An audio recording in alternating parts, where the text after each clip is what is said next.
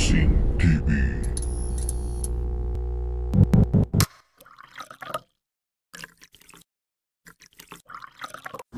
Isang magandang balita nga po sa ating Pinoy boxing fans. Dahil panalo nga po ang ating pambatong Pinoy na boksingero na si Carl James Martin kontra dito sa isang Meksikanong boksingero na si Ruben Tostado Garcia na ginanap sa Club Inn, Tijuana, Mexico. Sa unang round, agresibo po ang boksingerong Meksikano. Dahil sunod-sunod po ang binitawang kombinasyon nitong Meksikano na si Ruben Tostado Garcia. At dito sa pangalawang round ay makikita natin sa video na pinipressure pa rin niya si Carl James Martin.